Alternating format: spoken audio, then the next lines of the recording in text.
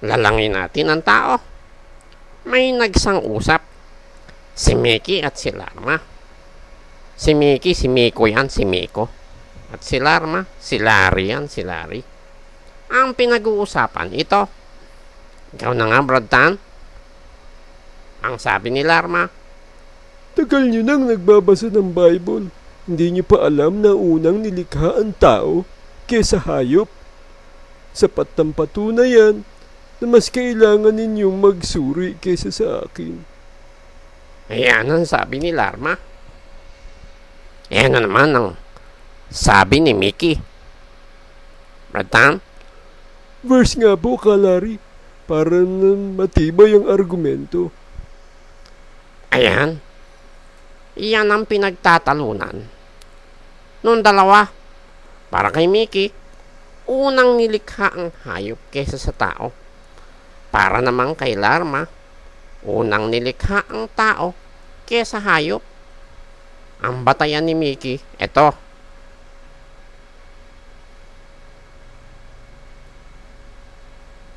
Ayan. Ang batayan ni Mickey, no? Ang Genesis 1:25, 1:24. Tapos, ang claim ni Mickey, sa 26 pa lang nilalang ang tao. So, sa Genesis 1:26. Yun ang sabi ni Mickey. So, ang basis ni Miko para sabing unang nilikha ang tao kaysa sa hayop, ang Genesis 1:24-26.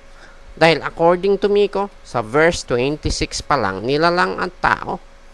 At yung hayop ay nilalang na sa Genesis 1:24-25. At ang batayan naman ni Larma na nauna ang tao sa hayop ay ito. Brad Tan? Yung nabasa nyo sa Genesis 1 ay summary lamang yun, kaya hindi na isulat sa tamang pagkakasunod-sunod. Ang tama ay nasa Genesis 2:18. Ayan ang batayan ni Larma na naunang nilalang ang tao kaysa hayop ay yung nasa Genesis 2:18. Eto pa, ha? Brad Tan? Si Mickey, ang batayan na naunang hayop, ay yung pagkakasunod-sunod ng kwento ni Moses. Ako naman ang batayan ko ay yung sinabi ng Diyos na nag-iisa ang lalaki, kaya nilalang ang hayop. Saan ka pa maniniwala ay di sa Diyos? May thumbs up. So, in a nutshell, kaya nasabi ni Mickey na nauna ang hayop na nilikha kaysa sa tao ay dahil doon sa nakasulat sa Genesis 1. At ang batayan naman ni Larma na nauna ang tao kaysa sa hayop ay ang nakasulat sa Genesis 2. Sino nga ba ang nauna? At why the apparent contradiction? Yan na nga alamin natin, ha, sa paksang ito. Pero before that, i-address muna natin yung mga valid concerns ni Larma doon sa nakaraang paksa na at kalatan ninyo ang lupa. Yung valid concerns lang, ha. Umpisahan natin. Ito, ha. Basahin natin, ha. Ito ang sabi ni Larma. Brad Tan? Mismong Diyos ang nagsabing nag-iisa ang lalaki, kaya nilikha niya ang mga hayop. Sa Genesis 2:18. At sinabi ng Panginoon Diyos, hindi mabuti na ang lalaki ay mag-isa. Siya'y ilalalang ko ng isang katulong niya. At nilalang ng Panginoon Diyos sa lupa ang lahat ng hayop sa parang at ang lahat ng ibon sa himpapawid. At pinagdadala sa lalaki upang maalaman kung anong itatawag niya sa mga iyon. At ang bawat itinawag ng lalaki sa bawat kinapal na may buhay ay iyon ang naging pangalan niya.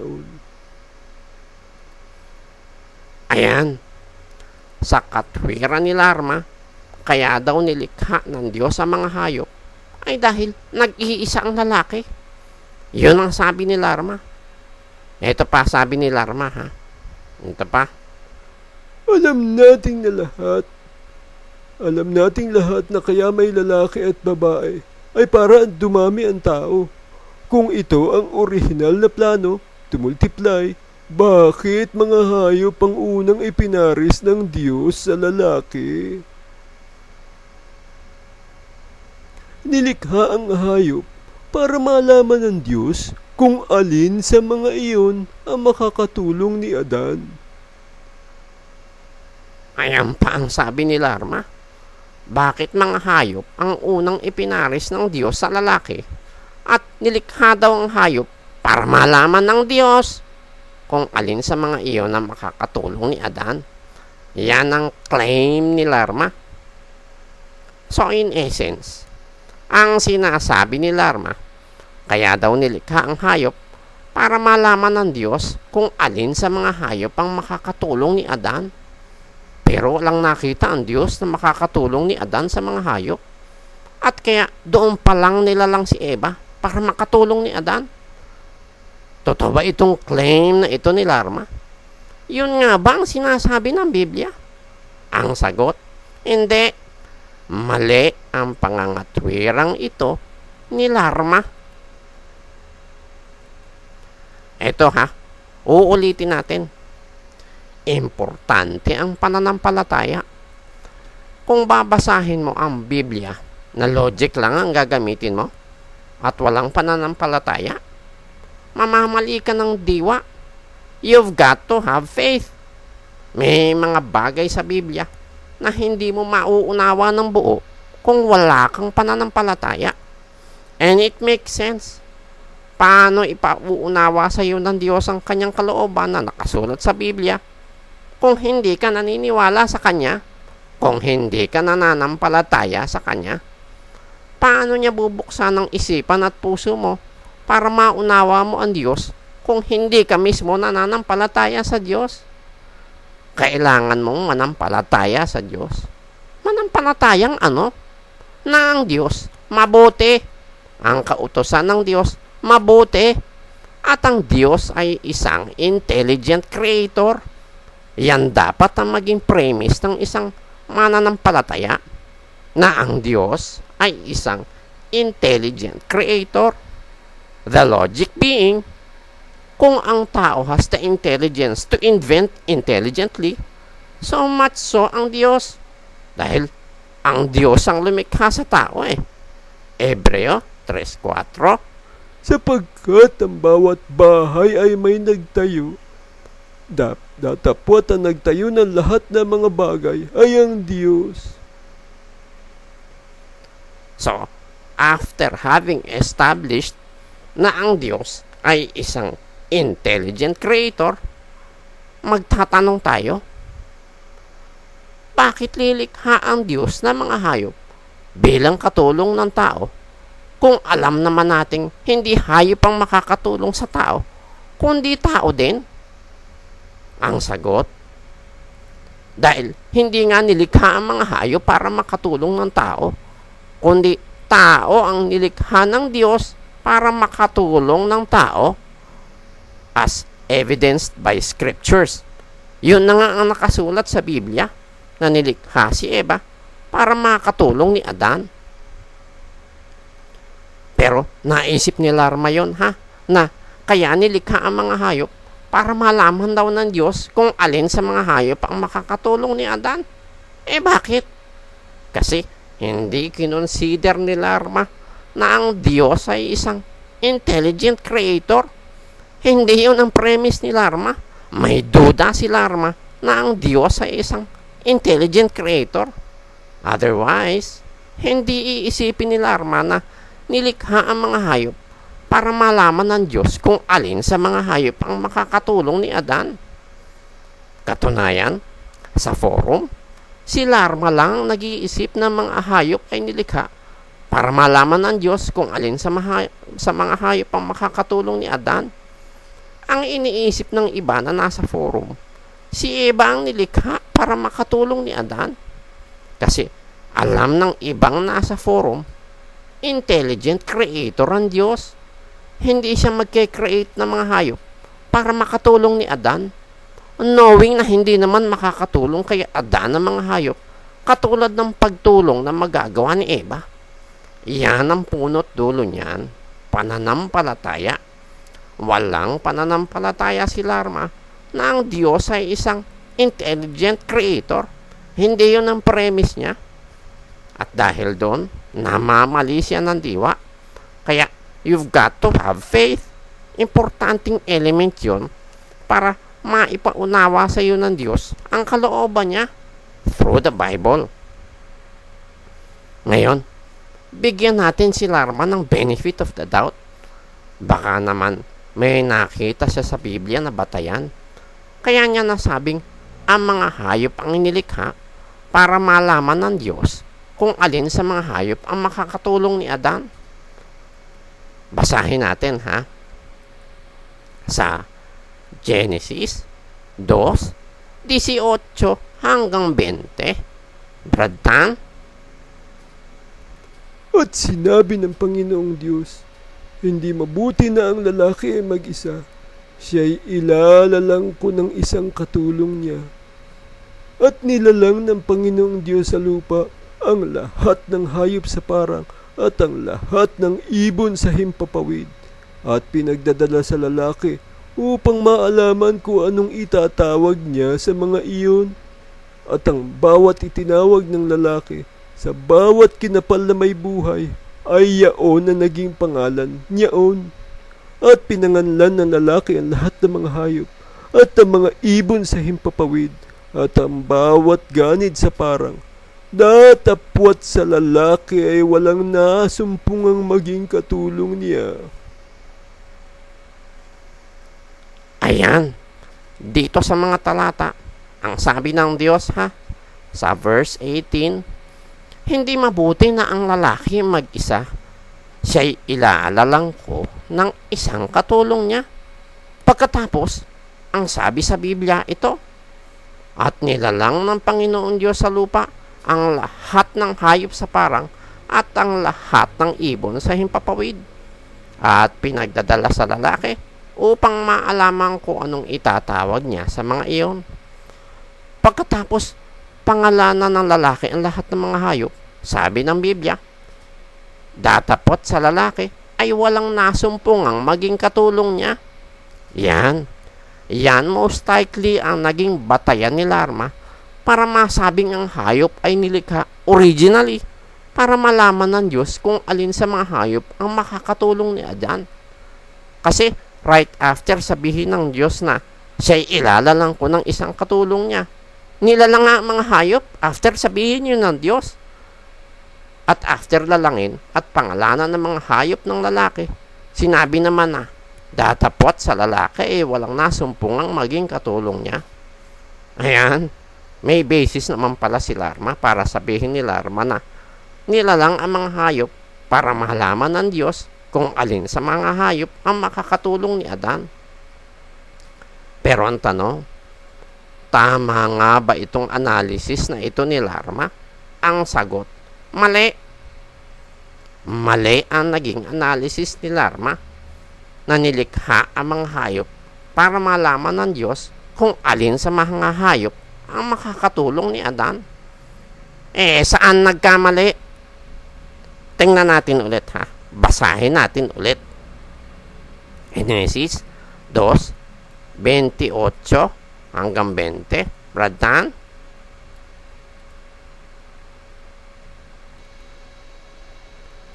At sinabi ng Panginoong Diyos, hindi mabuti na ang lalaki ay mag-isa. Siya'y ilalalang ko ng isang katulong niya. At nilalang ng Panginoon Diyos sa lupa ang lahat ng hayop sa parang at ang lahat ng ibon sa himpapawid. At pinagdadala sa lalaki upang maalaman kung anong itatawag niya sa mga yaon. At ang bawat itinawag ng lalaki sa bawat kinapal na may buhay ay yaon ang naging pangalan yaon. At pinanganlan ng lalaki ang lahat ng mga hayop at ang mga ibon sa himpapawid at ang bawat ganid sa parang. Datapwat sa lalaki ay walang nasumpungang maging katulong niya. Ayan, sa verse 18, sinabi ng Diyos na siya'y ilalalang ko ng isang katulong niya. So at this point, hindi pa nalalalang ang katulong ng lalaki. Pagkatapos, ano nangyari? Nilalang ng Panginoong Diyos sa lupa ang lahat ng hayop sa parang at ang lahat ng ibon sa himpapawid at pinagdadala sa lalaki upang maalaman kung anong itatawag niya sa mga yaon. Ayan ang sumunod na pangyayari. Ngayon, ang Diyos mayroong itinuro kay Adan na kailangan din nating matutunan. Ano yun? Nung nilalang ng Diyos ang mga hayop at dinala kay Adan para pangalanan, at that moment, meron tayong mapapansin. Ang mga hayop dinala kay Adan para pangalanan. Si Adan binigyan ng kapangyarihan ng Diyos para pangalanan ng mga hayop. Pero ang mga hayop hindi binigyan ng Diyos ng kapangyarihan na pangalanan si Adan. O kaya pangalanan nila yung mga sarili nila. Tao ang binigyan ng kapangyarihan ng Diyos na pangalanan ng mga hayop. Therefore, meron sa tao na wala sa hayop. Ang tao, binigyan ng Diyos ng intelligence at reasoning para pangalanan ng hayop.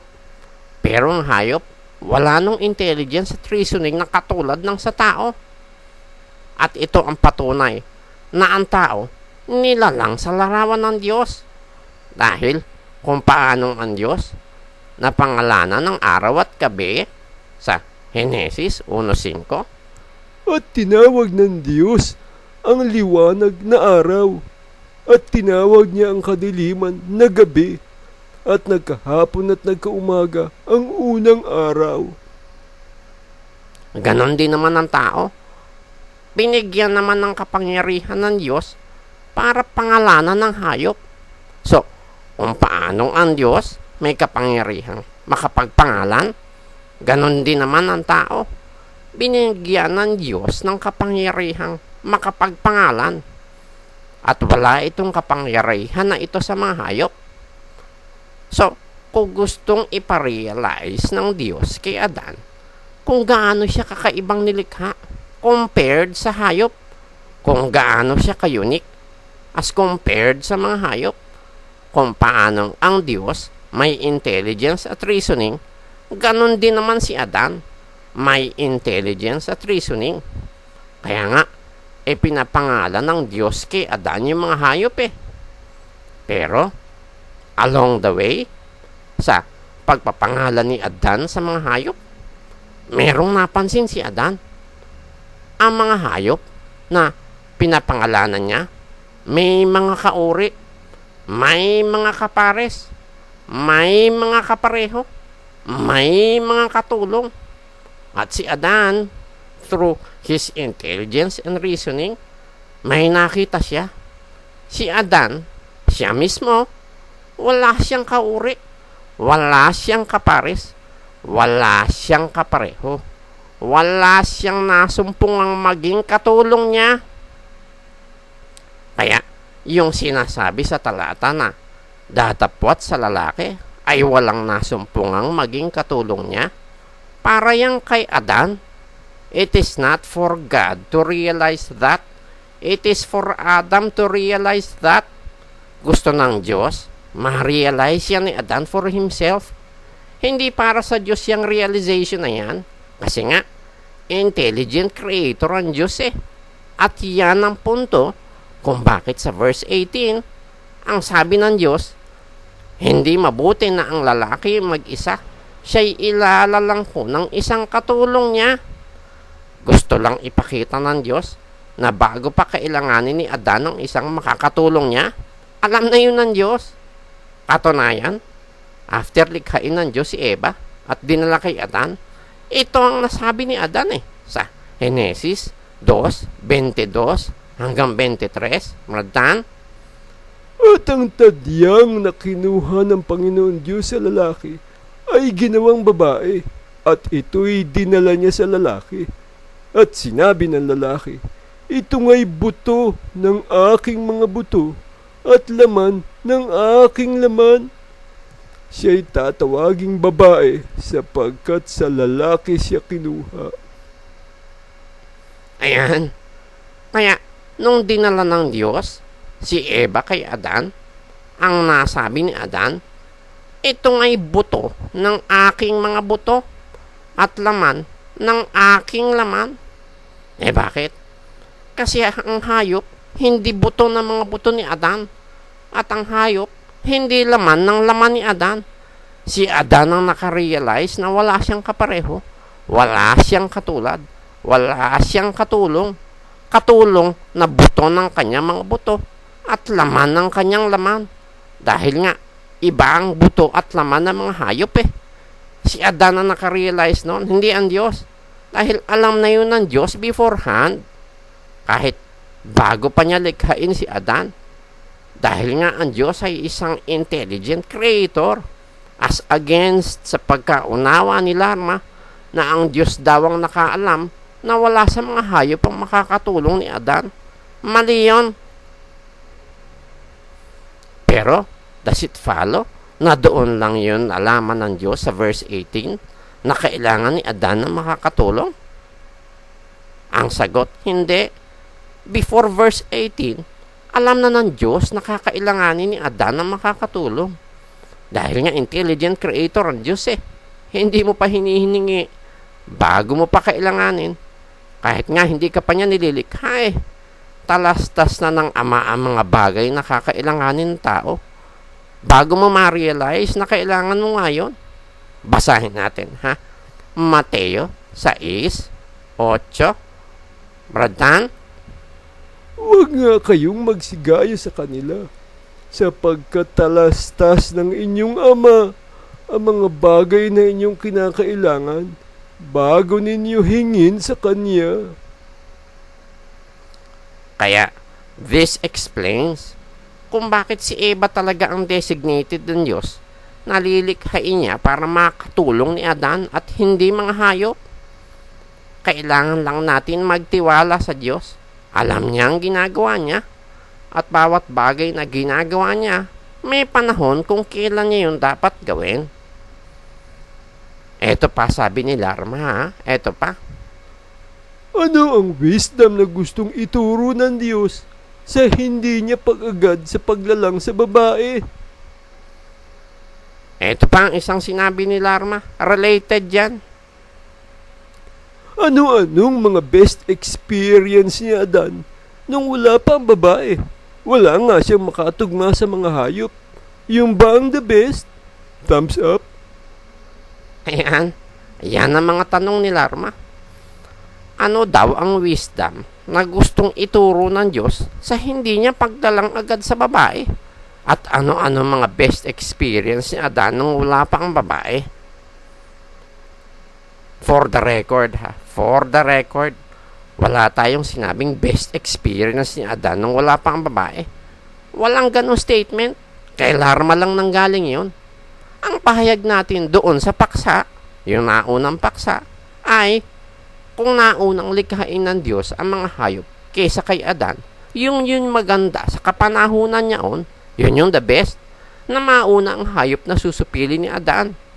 At kung naunang likhain ng Diyos si Adan kaysa kay Eva, yun yung maganda sa kapanahunan niya yun yung the best, na mauna si Adan kaysa kay Eva. Wala tayong banggit na best experience ni Adan na sinasabi ni Larma. Pero, tinatanong na rin lang ni Larma ang best experience ni Adan nung wala pa ang babae. Sasagutin na rin natin. Dahil sa hindi kaagad paglalang ng Diyos kay Eva, naparealize ng Diyos kay Adan kung gaano kaimportante ang babae na ibibigay ng Diyos kay Adan bilang katulong. Dahil nasubukan na ni Adan ng walang kauri, walang kapares, walang katulong. Na-appreciate ni Adan nang dinala ng Diyos kay Adan ang babae. At kaya niya nga nasabi na doon sa Genesis 2:22-23, At ang tadyang na kinuha ng Panginoong Diyos sa lalaki ay ginawang isang babae. At ito'y dinala niya sa lalaki. At sinabi ng lalaki, ito nga'y buto ng aking mga buto at laman ng aking laman. Siya'y tatawaging babae sapagkat sa lalaki siya kinuha.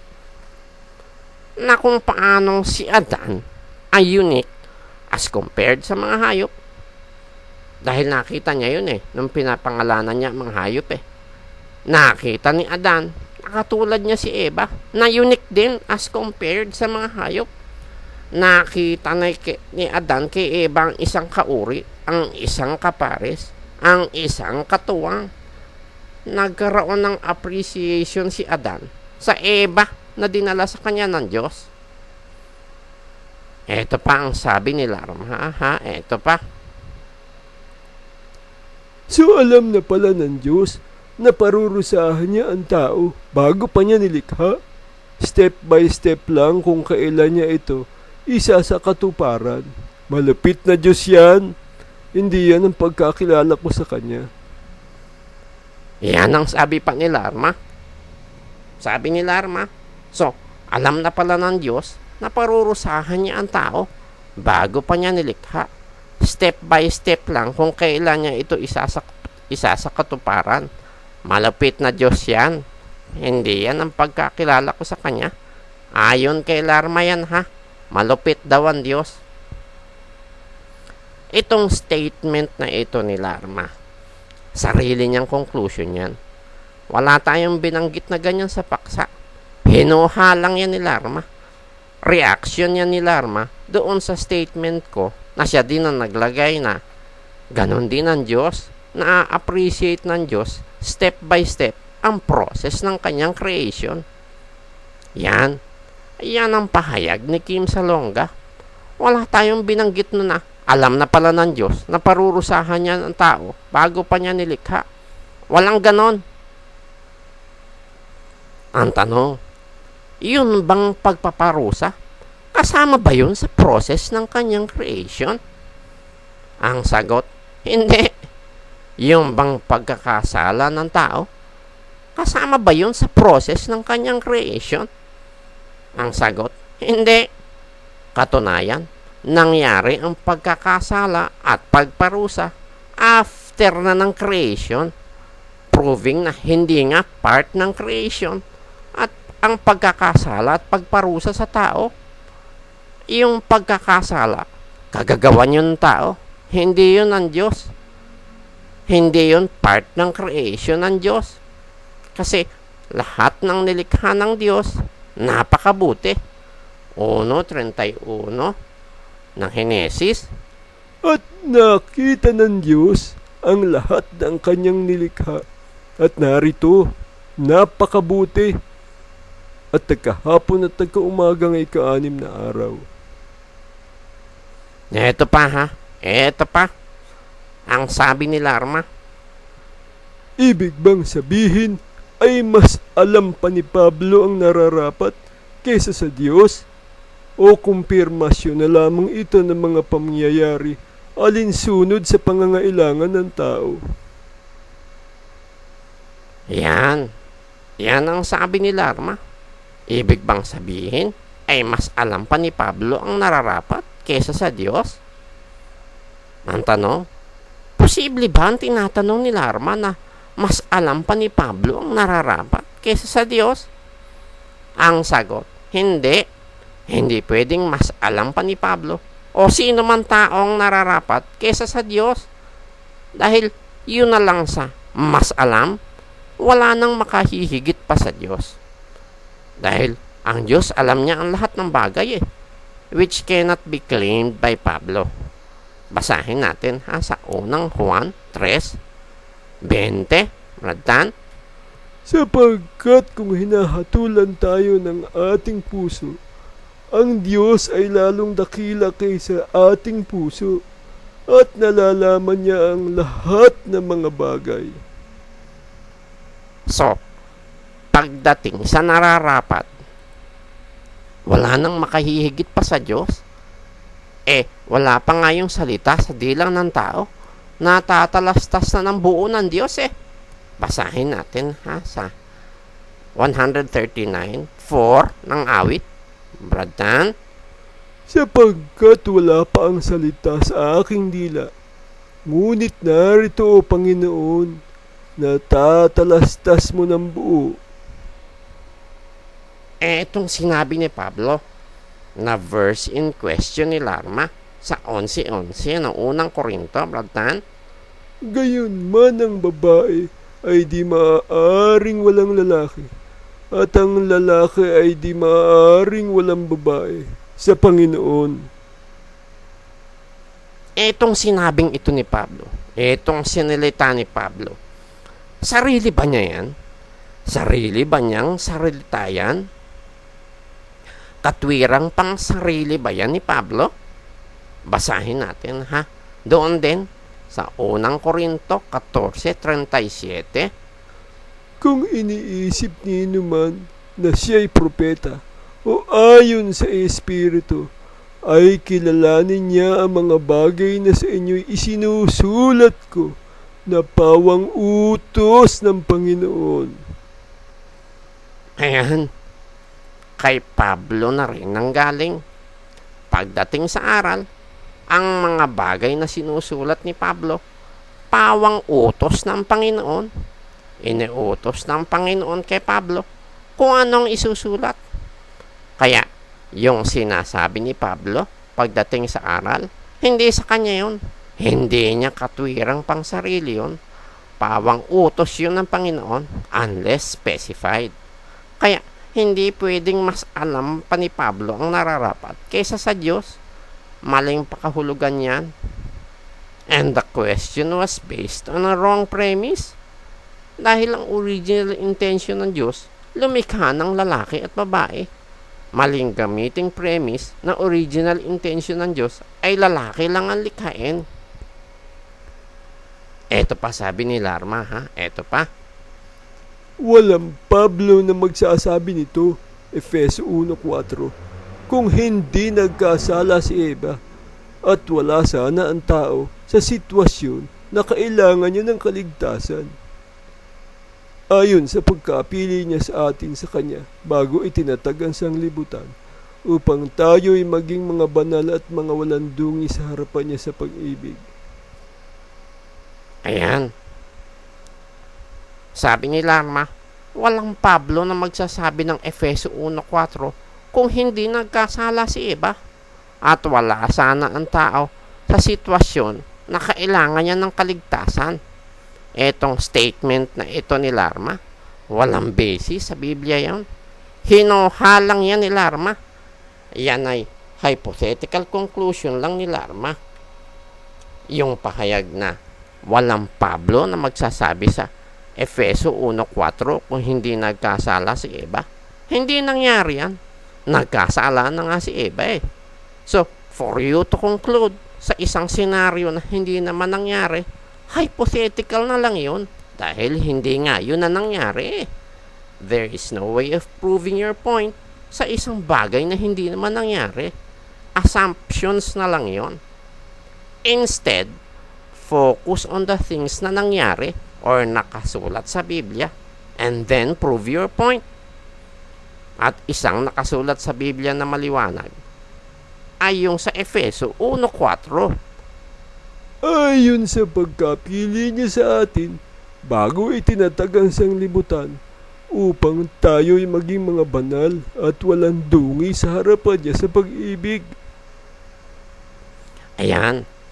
Iyan ang nakasulat sa Biblia na ang tao pinili na ng Diyos sa kanya bago itinatag ang sanglibutan, before the foundation of the world.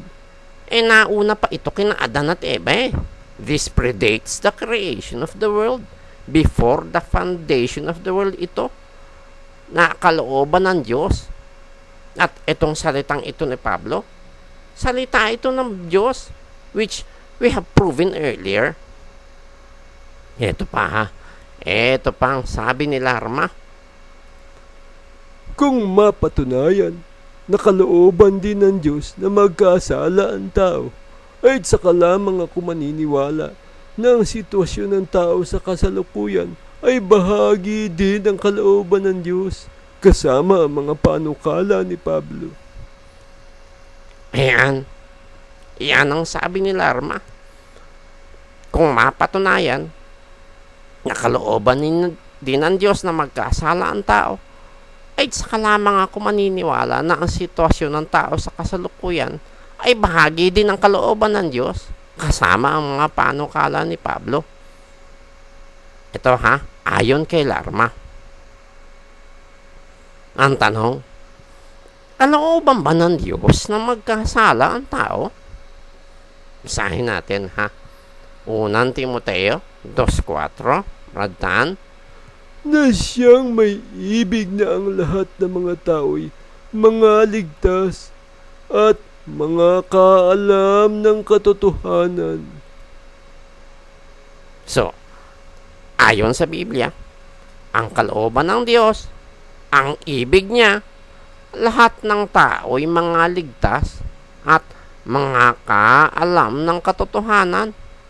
So, kung yun ang ibig ng Diyos, ang pagkakasala ng tao ba nagpapalapit sa Diyos o nagpapahiwalay sa Diyos?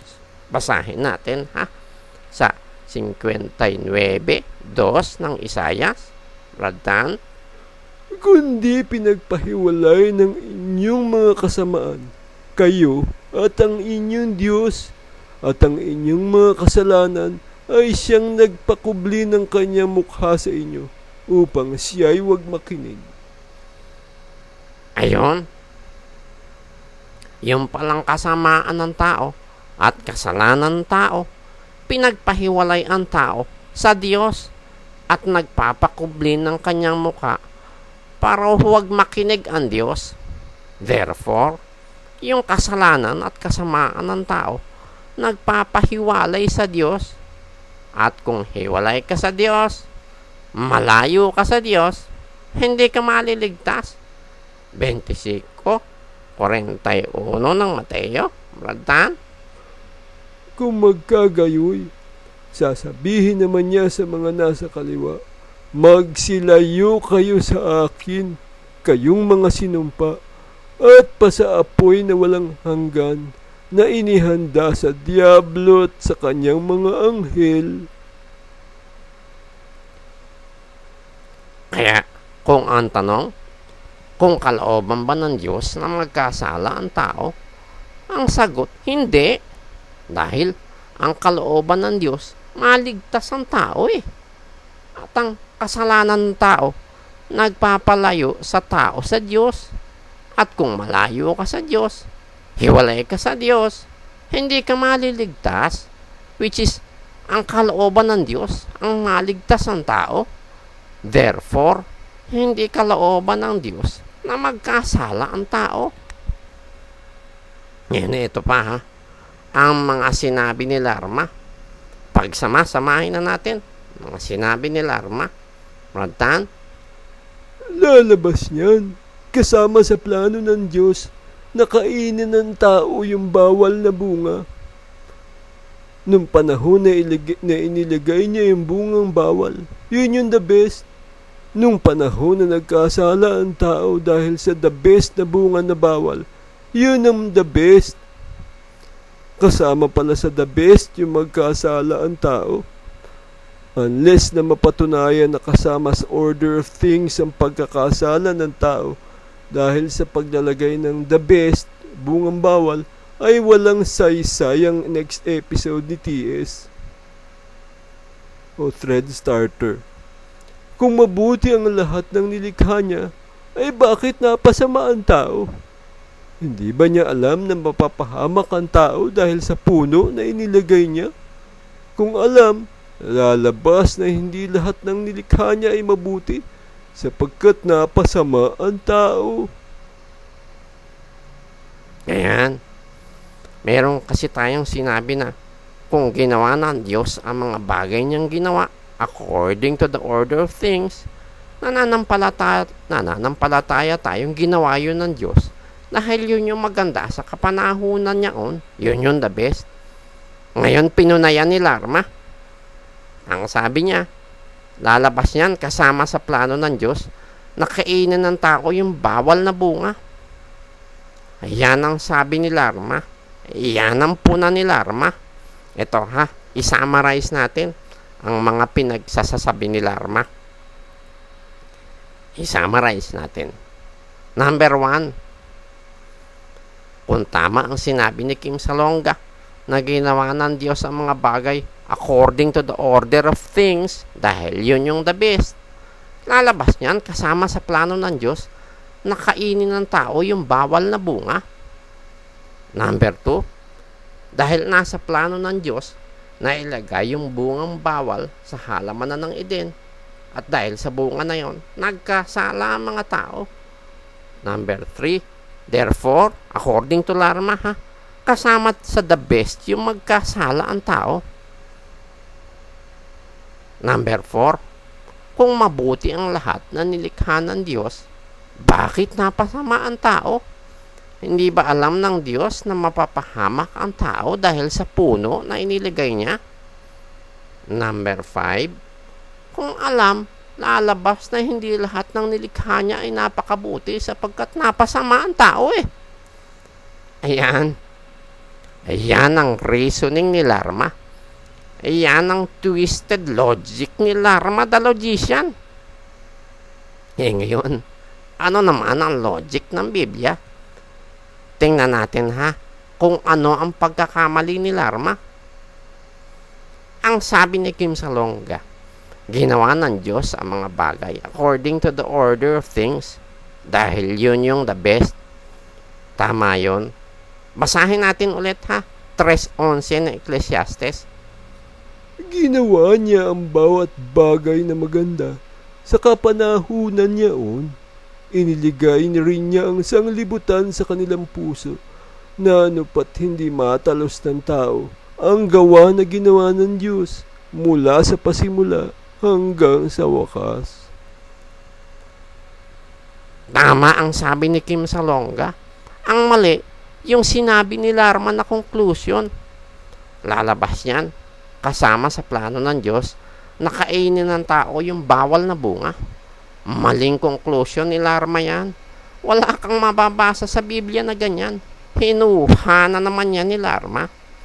At dahil nga nag-establish si Larma ng maling premise, mali na lahat ng mga naging conclusions niya. Larma's conclusions are based on a wrong premise. Ano nga ba ang tama? Ituloy natin Ang sabi ng Biblia ituloy natin. 2:9 ng Henesis, Brad Tan. At pinatubo ng Panginoon Diyos sa lupa ang lahat na punong kahoy na nakalulugod sa paningin at mabubuting kanin. Gayon din ang punong kahoy ng buhay sa gitna ng halamanan at ang punong kahoy ng pagkakilala ng mabuti at masama. Ayan. Pinatubo ng Panginoong Diyos sa lupa ang punong kahoy ng pagkakilala ng mabuti at masama. Diyos ang nagpatubo ng punong kahoy ng pagkakilala ng mabuti at masama. At later on ito sabi ng Diyos sa 1:31 ulit ng Henesis. At nakita ng Diyos ang lahat ng kanyang nilikha at narito napakabuti at nagkahapon at nagkumaga ang ika-6 na araw. Ayan. So, doon sa mga nilikha ng Diyos na napakabuti, included doon ang punong kahoy ng pagkakilala ng mabuti at masama. Maliwanag yan sa Biblia. Disproving yung claim ni Larma na lalabas na hindi lahat ng nilikha niya ay napakabuti sapagkat na napasama ang tao. Biblia na ang nagsabi na ang punong kahoy ng pagkakilala ng mabuti at masama ay nilikha ng Diyos at lahat ng nilikha ng Diyos ay napakabuti. Therefore, nakapaloob sa napakabuti ang nilikha ng Diyos na punong kahoy ng pagkakilala ng mabuti at masama. Ano ang sumunod na pangyayari? Basahin natin sa Henesis 2:16 hanggang 17. Brad Tan. At iniutos ng Panginoong Diyos sa lalaki na sinabi, sa lahat ng punong kahoy sa halamanan ay makakakain ka na may kalayaan.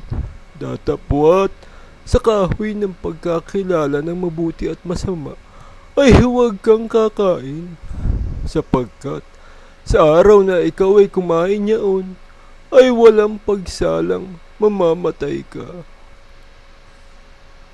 Ayan, inutusan ng Diyos ang lalaki na huwag kakain sa kahoy ng pagkakilala ng mabuti at masama. Dahil pag kumain siya doon, ay walang pagsalang mamamatay siya. No, ginawa ng tao? Ano? Sa Henesis 3:6, Brad. At nang makita na ang babae na ang bunga ng punong kahoy ay mabuting kanin at nakalulugod sa mga mata, at kahoy na mananasa upang magpapanta sa tao, ay pumitas siya ng bunga niyaon at kinain. At binigyan din niya ang kanyang asawang kasama niya, at ito'y kumain. Sa 3:17 ng Henesis, Brad. At kay Adam ay sinabi, sapagkat iyong dininig ang tinig ng iyong asawa, at kumain ka ng bunga ng punong kahoy na aking iniutos sa iyo na sinabi, huwag kang kakain niyaon, sumpain ang lupa dahil sa iyo. Kakain ka sa kanya sa pamamagitan ng iyong pagpapagal sa lahat ng mga araw ng iyong buhay. Ayun, hindi pala yung bunga ng kahoy ng pagkakilala ng mabuti at masama ang nagpasama sa tao. Yung pagsuway ng tao sa Diyos ang nagpasama sa tao. Dahil maliwanag sa Biblia, lahat ng nilikha ng Diyos ay napakabuti. Ano nagpapasama sa tao? Ano nagpapahiwalay sa tao sa Diyos? Basahin natin ulit, ha? Basahin natin ulit. Sa 59:2 ng Isaias, Brad. Kundi pinagpahiwalay ng inyong mga kasamaan, kayo at ang inyong Diyos, at ang inyong mga kasalanan ay siyang nagpakubli ng kanyang mukha sa inyo, upang siya'y huwag makinig. Ayun, yung kasamaan at kasalanan ng tao ang nagpapahiwalay sa tao sa Diyos. Kaya mali ang claim ni Larma na hindi lahat ng nilikha ng Diyos ay napakabuti dahil napasama ang tao. Direktang pagkontra yan sa salita ng Diyos na at nakita ng Diyos ang lahat ng kanyang nilikha at narito napakabuti. Sinabi na nga ng Diyos na lahat ng kanyang nilikha, narito napakabuti. Wala nang mas liliwanag pa dyan. Tapos sasabihin naman ni Larma na hindi lahat ng nilikha ng Diyos ay napakabuti dahil napasama ang tao. Kaya sa statement pa lang ni Larma, mali na kung napasama man ng tao dahil yun sa paglabag ng tao sa utos ng Diyos. Tao ang nagpasama, hindi ang Diyos. Pero again, let's give Larma the benefit of the doubt. Tingnan natin ang gustong ipunto ni Larma. Maaaring gustong ipunto ni Larma, bakit naglagay pa ang Diyos ng punong kahoy ng pagkakilala ng mabuti at masama kung pagbabawalan din naman ng Diyos sina Adan at Eva na kumain ng bunga mula dito? At dahil doon, nagkasala tuloy sina Adan at Eva. Ito ang punto na maaaring gustong ipunto ni Larma. Bakit nga ba? Basahin muna natin ito, ha? Sa 3:3-4 ng Deuteronomio, Brad. Ay huwag mong didinggin ang mga salita na manghuhulang yaon, o ng mapanaginiping yaon ng mga panaginip, sapagkat sinusubok kayo ng Panginoon ninyong Diyos, upang maalaman kung iniibig ninyo ang Panginoon ninyong Diyos ng inyong buong puso at ng inyong buong kaluluwa. Kayo'y lalakad ayon sa Panginoon ninyong Diyos at matatakot sa Kanya at gaganap ng Kanyang mga utos at susunod sa Kanyang tinig at maglilingkod sa Kanya at lalakip sa Kanya. Ayon sa Biblia, ang Diyos sinusubok ang tao. Bakit? upang maalaman kung iniibig ninyo ang Panginoon ninyong Diyos ng inyong buong puso at ng inyong buong kaluluwa. So, may gustong malaman ng Diyos sa iyo. Kung iniibig mo ang Diyos ng iyong buong puso at buong kaluluwa, paano? Sinusubok ka ng Diyos kung gaganap ka ng kanyang mga utos, kung lalakad ka ayon sa Diyos, kung susunod ka sa kanyang tinig at maglilingkod sa kanya. Iyon ang gustong malaman ng Diyos. At yun ang gustong malaman ng Diyos kay Adan at Eva. Kaya sinubok ng Diyos sina Adan at Eva. Bakit ang punong kahoy ng pagkakilala ng mabuti at masama ang ginamit ng Diyos para subukin sina Adan at Eva? Ang sagot, kasi ang gusto ng Diyos, ang pagsunod na gagawin nila Adan at Eva, ay yung pagsunod na kusang loob, yung bukal sa kalooban nila Adan at Eva. Basahin natin kung ano ang gusto ng Diyos sa 1:19 ng Isayas. Pagtaan, Kung kayo'y magkusa at mangagmasunurin, kayo'y magsisikain ng buti ng lupain. ayan, yan ang kalooban ng Diyos, yung pagsunod ng kusang loob. At para maalaman yun ng Diyos, sinusubok ng Diyos ang tao. Specifically, ang puso ng tao. Basahin natin 2:4 ng unang Tesalonica. Brad Dan, Kundi kung paanong kami minarapat ng Diyos upang pagkatiwalaan kami ng Ebanghelyo, ay gayon namin sinasalita, hindi gaya ng nagbibigay lugod sa mga tao, kundi sa Diyos na sumusubok ng aming mga puso. at para malaman yun ng Diyos, mag-uutos ang Diyos ng isang bagay na ipinagbabawal. Kaya nga pagsubok ang gusto ng Diyos, siya lang ang susundin mo. Hindi ka makikinig sa iba. Hindi ka makikinig sa sarili mo. Kahit na sinasabi ng sarili mo na mabuti sa iyo ang bunga ng pagkakilala ng mabuti at masama, tatalima ka pa rin sa utos ng Diyos na huwag kanin yung bunga. Ang gusto ng Diyos, siya ang pipiliin mo. Yung matuwid, yung mabuti. Basahin natin 34:4 ng Job. Ating piliin sa ganang atin ang matuwid, ating alamin sa gitna na natin kung ano ang mabuti. Ayan, amidst pagsubok, inalam mo yung mabuti, pinili mo yung matuwid, pinili mo ang Diyos. Kapag nalampasan mo yung pagsubok, lalabas kang parang ginto. 23 Gs ng Job. Ngunit nalalaman niya ang daang aking nilalakaran. Pagka kanyang nasubok ako, ay lalabas akong parang ginto. Ngayon, ito pa ang sabi ni Larma Ito pa. Sabi ni Larma. Ayan. Genesis 2:9.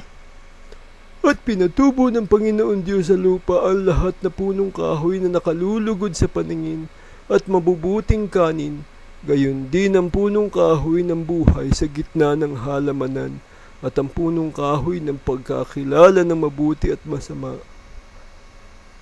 Ang sabi ni Larma, Paano nila nalaman na mabuti ang magparami, gayong hindi pa nila nakakain ng bunga ng puno ng pagkaalam ng mabuti at masama? ayan, tapos binasa Knight ni Larma yung Genesis 3:6-7. Tapos ang sabi ni Larma, ito Brantan, Kaya nga nagkaanak lamang sila nung nagkasala sila at pinalayas na sila sa Eden dahil namulat na sila sa mabuti at masama. Doon pa lang nila nalaman na mabuti ang utos ng Diyos na magparami, hindi sa loob ng Eden na kung saan hindi pa nila alam ang mabuti at masama. At ang tanong ni Larma, Bakit naman aatangan ng kasalanan kung hindi pa alam ang masama at mabuti? Smiley Kim Salonga. Ayan. Ayan ang claims ni Larma the Logician. Ito ha. In essence, ito ang logic ni Larma. I-summarize natin ulit. Number 1, paano nila, referring to Adam and Eve, paano nila nalaman na mabuti ang magparami, gayong hindi pa nila nakakain ang bunga ng puno ng pagkaalam ng mabuti at masama? Number 2, therefore, nung hindi pa nakakain nila Adan at Eva ang pinagbabawal na bunga, wala silang alam sa mabuti at masama. At nung nakain na nila ang pinagbabawal na bunga, doon lang sila nakaalam ng mabuti at masama after nila magkasala. Number 3, at dahil nalaman lang nila ang mabuti at masama after nila magkasala, after nila makain ng pinagbabawal na bunga, doon pa lang daw nalaman nila Adan at Eva na mabuti ang utos ng Diyos na magparami. At yun daw ang dahilan kung bakit sa labas na ng Eden nagparami sina Adan at Eva. Dahil napalayas na sila sa halamanan ng Eden after nila magkasala. Number 4, at dahil dyan, ang tanong ni Larma, bakit naman nahaatangan ng kasalanan kung hindi pa alam nila Adan at Eva ang mabuti at masama? Ayan ulit ang outrageous conclusions ni Larma the Logician. At ulit, nagsimula si Larma sa maling premise. At doon sa maling premise na yon, iyon ang pinagbatayan ni Larma ng kanyang conclusions. At dahil mali ang premise mo, namamali na din ang conclusions mo. Ito ang isang halimbawa ng false premise ni Larma. Lahat ng may apat na paa ay pusa.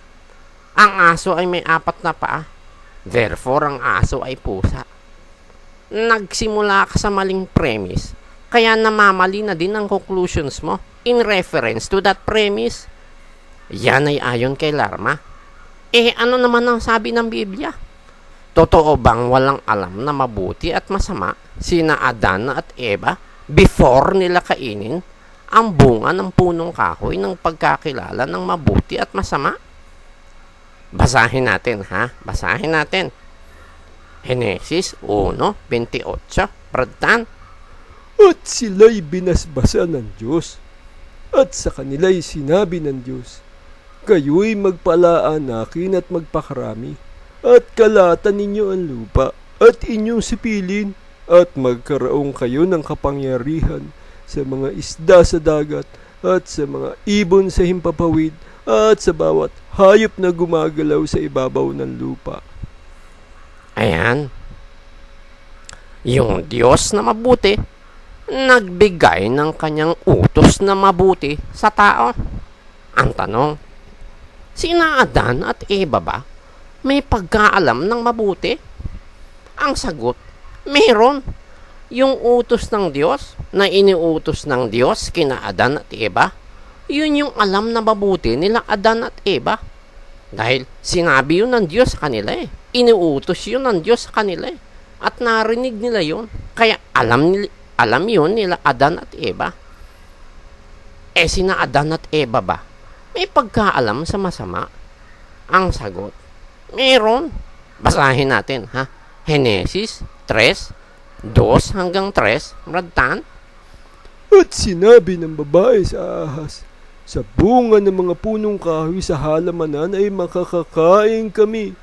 Datapwat sa bunga ng punong kahoy na nasa gitna ng halamanan ay sinabi ng Diyos, huwag kayong kakain yaon, ni huwag niyong hihipuin, baka kayo'y mamatay.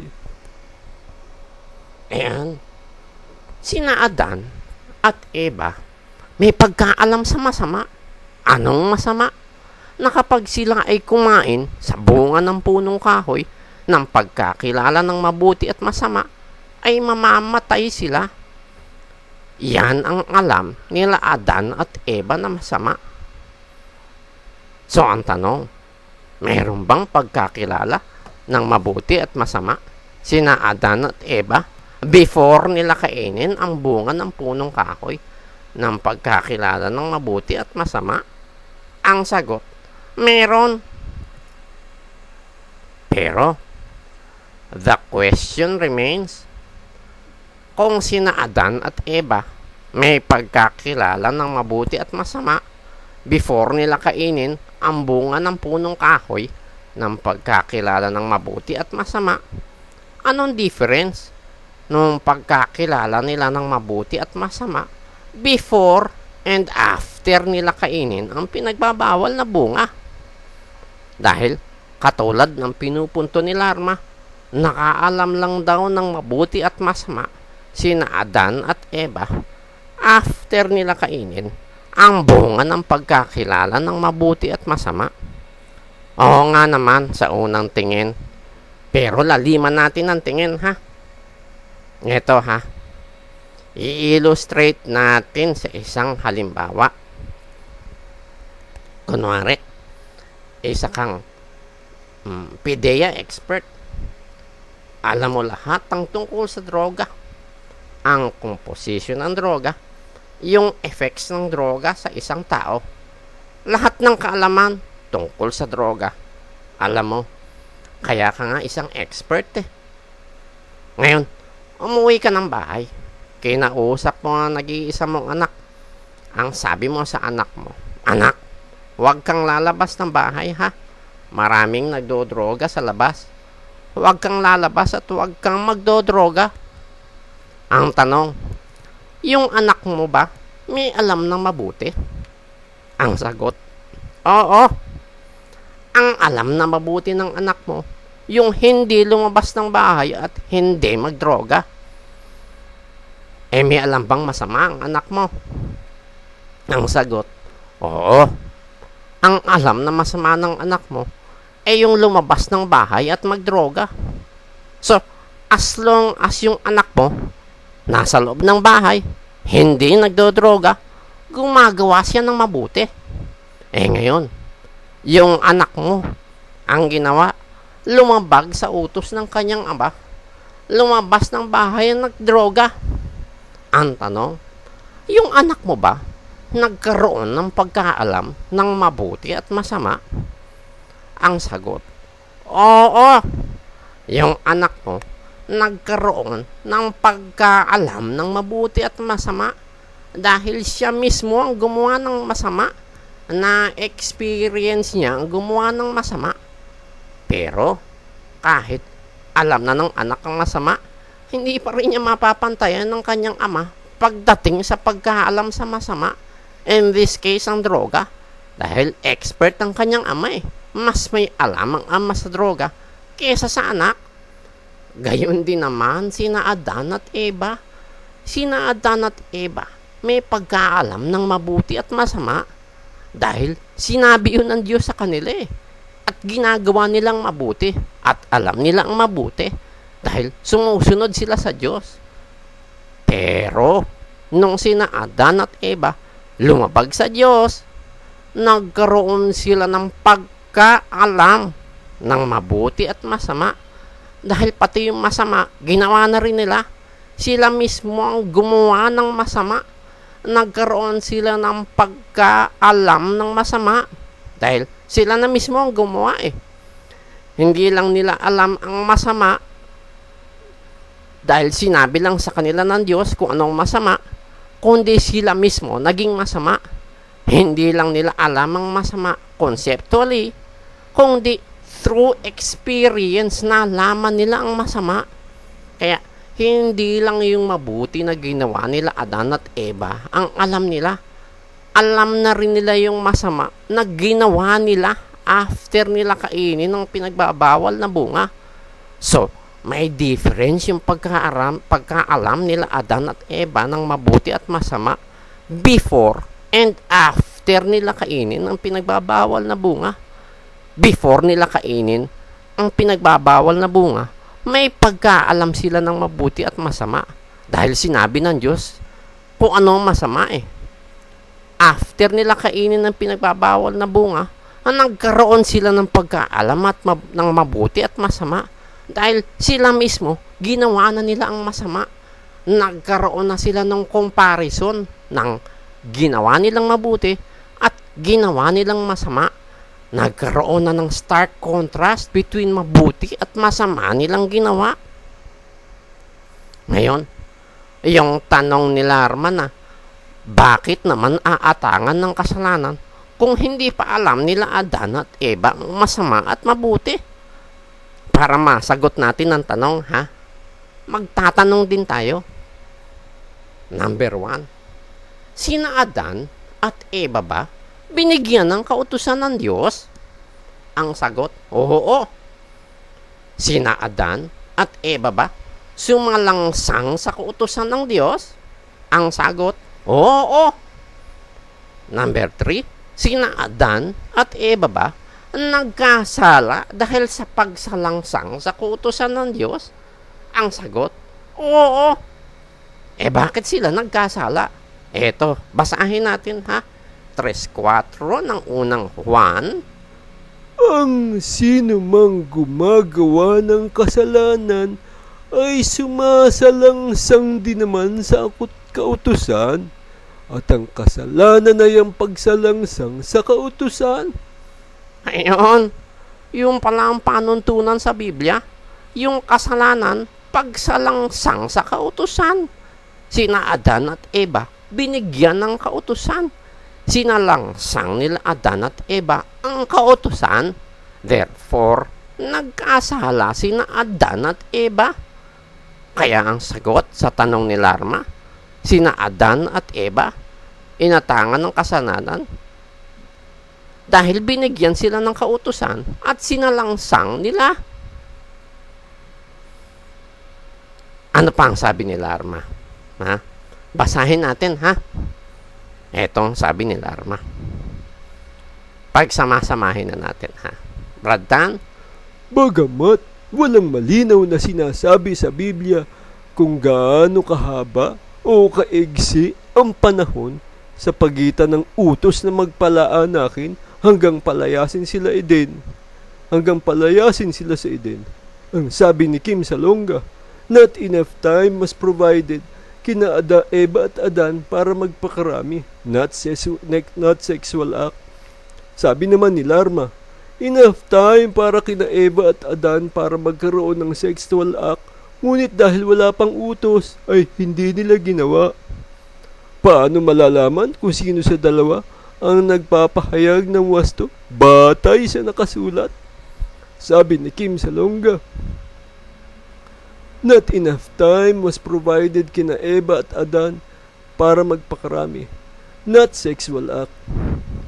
Kung pagdami ng tao ang pag-uusapan ay tama siya, subalit alam ng lahat na para dumami ang tao ay kailangang magkaroon muna ng sexual intercourse ang babae at lalaki, which is imposibleng hindi masunod sa maiksing panahon ng pananatili nila sa Eden kung utos nga. Ano ang batayan ni Larma na walang sexual intercourse na naganap samantalang nasa Eden pa sila? Genesis 4:1. At nakilala ng lalaki si Eva na kanyang asawa, at siya'y naglihi at ipinanganak si Cain at sinabi, nagkanak ako ng lalaki sa tulong ng Panginoon. Nagkaroon lamang ng sexual intercourse sina Eva at Adan nung nasa labas na sila ng Eden. Nagkaroon lamang ng sexual intercourse sina Eva at Adan nung nasa labas na sila ng Eden. Dagdag na kaalaman, hindi pwedeng magtalik ang babae at lalaki kung wala silang malisya o libog na nararamdaman. Ayan ang mga pahayag ni Larma. Isa-isahin natin, ha? Isa-isahin natin, ha? Pinupunan ni Larma yung sinabi ni Kim Salonga na not enough time was provided kina Adan at Eva para magpakrami. Hindi sang-ayon si Larma dyan dahil imposible daw na hindi magkaroon ng sexual act sina Adan at Eva sa halamanan ng Eden kung ito ay utos nga. Dahil meron daw enough time sina Adan at Eva sa sexual act. Although, not enough time para magpakrami, pero enough time para sa sexual act. Yan ang katwiran ni Larma. Tingnan natin ha. Tingnan natin. Yung pahayag ni Kim Salonga na not enough time was provided kina Adan at Eva para magpakarami. This remains true. Dahil hindi naman yung sexual act ni na Adan at Eva ang punto ng Biblia eh. Yung pagpapakarami ang punto ng Biblia. Yun ang utos. Although, hindi ka pwedeng magpakarami na walang sexual act. It is not the point. Hindi yung sexual act ang emphasis ng Biblia. Yung statement ni Kim Salonga remains true. I-test natin ha. Yung sinabi ni Kim Salonga na not enough time, how does Kim Salonga define it? Lagyan natin ng benchmark ha, for illustration purposes. Maglagay tayo ng halimbawa. Not enough time. It can be from 45 minutes to 3 days. Tama. Dahil ang 45 minutes, hindi yan sapat para magpakarami sina Adan at Eva sa loob ng halamanan ng Eden. At ang 3 days, hindi rin yan sapat para magpakarami sina Adan at Eva sa loob ng halamanan ng Eden. Parehong pasok yung time period na yan dahil parehong not enough time yan para magpakarami sina Adan at Eva sa loob ng halamanan ng Eden. Pero, sapat ba ang time para magkaroon sina Adan at Eva ng sexual act? Tingnan natin ha. Number 1. Kung ang not enough time ay 45 minutes, ang 45 minutes, hindi sapat yan kina Adan at Eva na magpakarami sa loob ng halamanan ng Eden. Pero, it is highly unlikely na nagkaroon sina Adan at Eva ng sexual act within 45 minutes nung inutusan sila ng Diyos na magpakarami at ang pagkatukso sa kanila ng ahas. Although, posible na nagkaroon sila ng sexual act within that period, it is highly unlikely dahil 45 minutes lang eh. Kung hindi man sila nagkaroon ng sexual act within 45 minutes, does the statement of Kim Salonga remains true? Ang sagot, oo. Not enough time was provided kina Adan at Eva para magpakarami sa loob ng halamanan ng Eden remains true dahil sa 45 minutes lang ang naging panahon nila Adan at Eva sa loob ng halamanan ng Eden eh. More likely, hindi sila nakagawa ng sexual act. Therefore, not enough time para magpakarami sila. Number 2. Kung ang not enough time ay 3 days, ang 3 days, hindi sapat yan kina Adan at Eva para magpakarami sa loob ng halamanan ng Eden. Pero malaki ang probability na nagkaroon ng sexual act sina Adan at Eva sa loob ng 3 days ng stay nila sa halamanan ng Eden. Kung nagkaroon man sila ng sexual act within that period, does the statement of Kim Salonga remains true? Ang sagot, oo. Not enough time was provided kina Adan at Eva para magpakarami sa loob ng halamanan ng Eden remains true dahil although 3 days ang naging stay nila Adan at Eva sa loob ng halamanan ng Eden at malaki ang possibility na nagkaroon ng sexual act sina Adan at Eva within that period, hindi pa rin sapat ang 3 days para magpakarami sina Adan at Eva. Kaya, either way, kung 45 minutes or 3 days ang naging stay nila Adan at Eva sa halamanan ng Eden, whether may sexual act or wala, the statement remains true. Not enough time was provided kina Adan at Eva para magpakarami. Ngayon, tama ba yung claim ni Larma na nagkaroon lang daw ng sexual intercourse sina Adan at Eva nung nasa labas na ng Eden? Basahin natin ang batayan ni Larma sa Genesis 4:1. At nakilala ng lalaki si Eva na kaniyang asawa. At siya'y naglihi at ipinanganak si Cain at sinabi, nagkaanak ako ng lalaki sa tulong ng Panginoon. Ayan. Ang Genesis 4:1. Ang batayan ni Larma para palabasin na dyan sa Genesis 4:1 ang unang sexual act nila Adan at Eva. Dahil nababasang at nakilala ng lalaki si Eva na kanyang asawa, implying na at that point ang unang sexual act nila Adan at Eva. Tama ba si Larma dito? Ang sagot, hindi. It doesn't follow na porke nabasa sa Genesis 4:1 na at nakilala ng lalaki si Eva na kanyang asawa, ayun na ang unang sexual act nila Adan at Eva. Hindi conclusive yon. Hindi conclusive yon. It may or may not be their first sexual act, pero it doesn't mean na definitively na yun ang first sexual act nila Adan at Eva. That will depend kung gaano katagal sila Adan at Eva sa loob ng halamanan ng Eden. Kaya, it may or it may not be their first sexual act. Dahil hindi nga yung sexual act nila Adan at Eva ang emphasis ng Biblia. Yung pagpapakarami ang utos ng Diyos, andoon ang focus, hindi yung sexual act. At hindi naman sinabi ng Biblia na at nakilala ng lalaki si Eva na kanyang asawa at hindi nagkaanak si Eva. Dahil hindi nga yung sexual act ang focus ng Biblia, kundi ang pagpapakarami nila Adan at Eva. Besides, for all you know, kaya sinabi ng Biblia sa Genesis 4:1 na at nakilala ng lalaki si Eva na kanyang asawa ay para ihayag kung paanong nabuo si Cain, not necessarily to imply na yun ang first sexual act nila Adan at Eva. Ito isang halimbawa, Ito isang halimbawa, may babasahin tayo. Pradtan, basahin mo sa Genesis 2:23. At sinabi ng lalaki, ito nga'y buto ng aking mga buto at laman ng aking laman. Siya'y tatawaging babae sapagkat sa lalaki siya kinuha.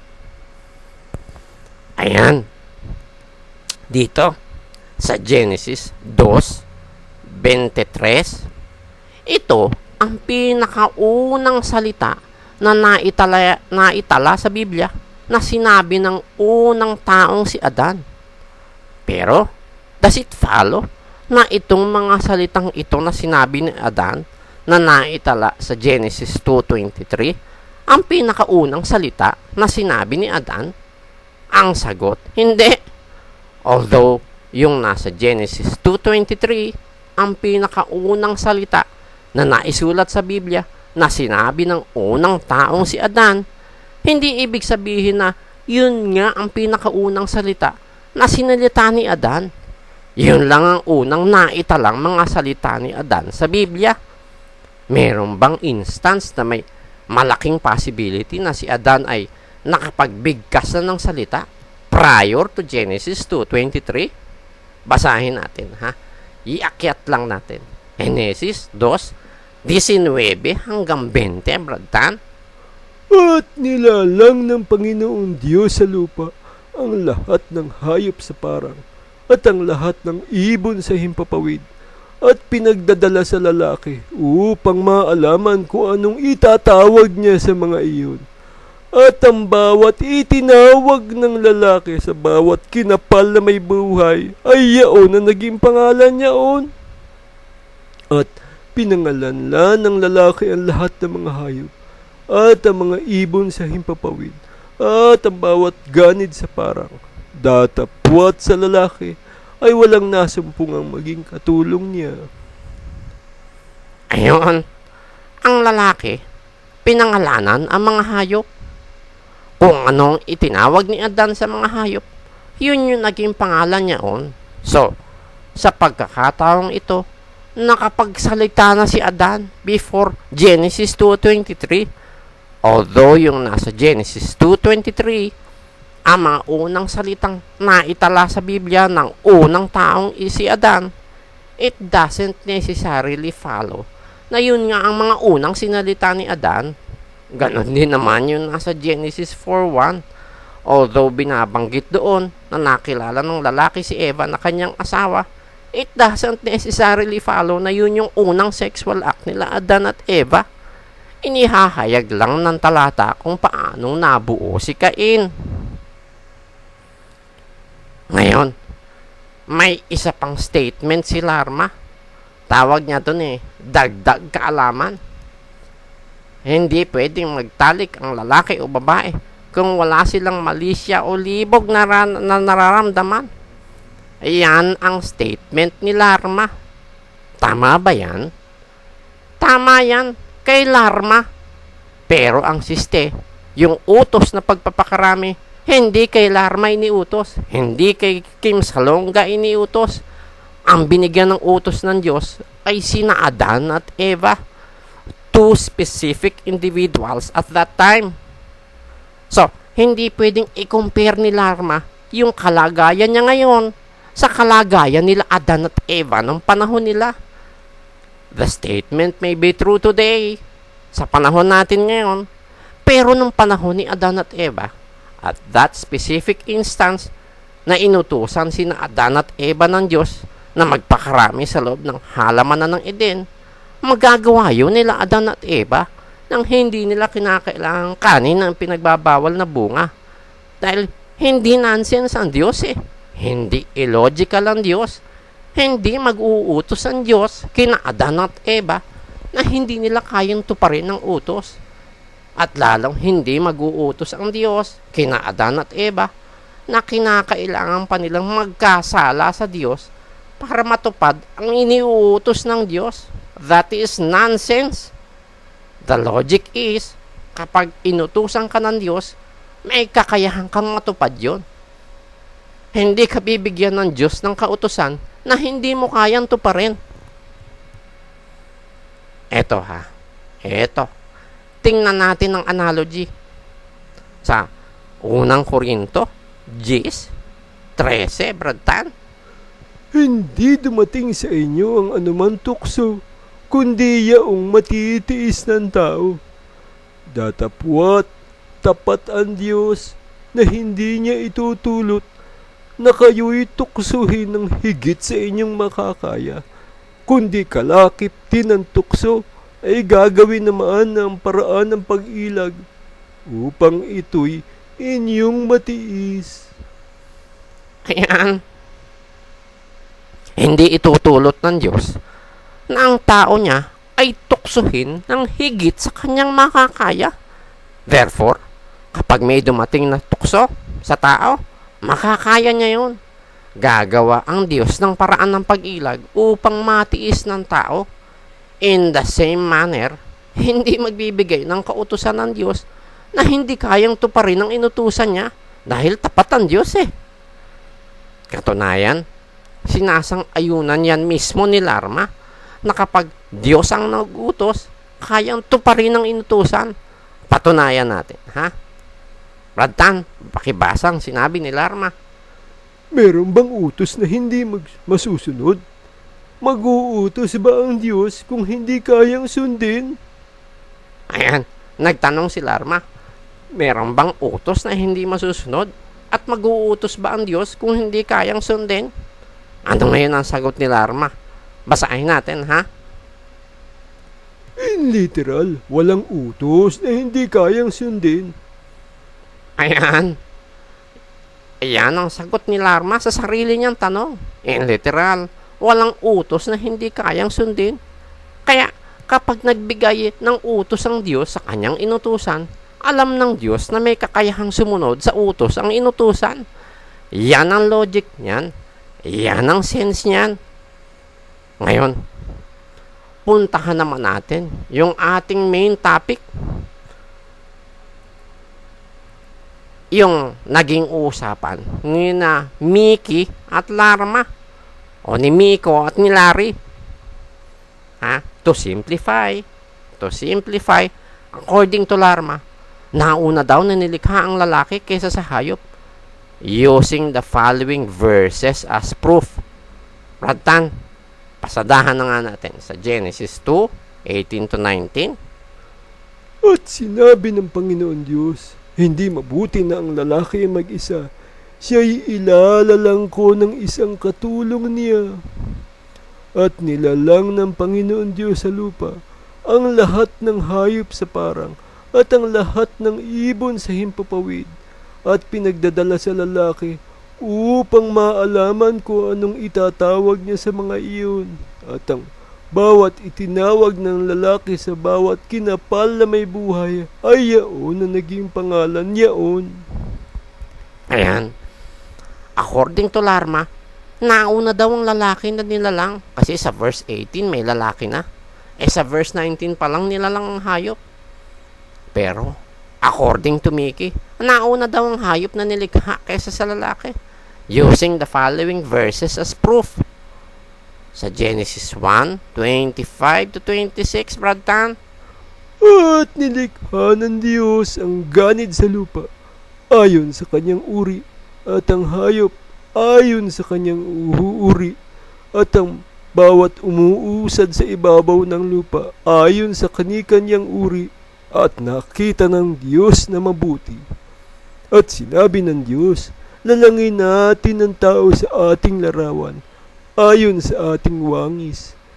At magkaroon sila ng kapangyarihan sa mga isda sa dagat at sa mga ibon sa himpapawid at sa mga hayop at sa buong lupa at sa bawat umuusad na nagsisiusad sa ibabaw ng lupa. Ayan. According to Mickey, nauna daw ang hayop na nilikha. Kasi sa verse 25 may hayop na. Sa verse 26 pa lang nilalang ang tao. So, ano nga ba ang totoo between Mickey and Larma? Pareho namang gumagamit ng mga talata sa Biblia as proof. Sino nga bang nauna?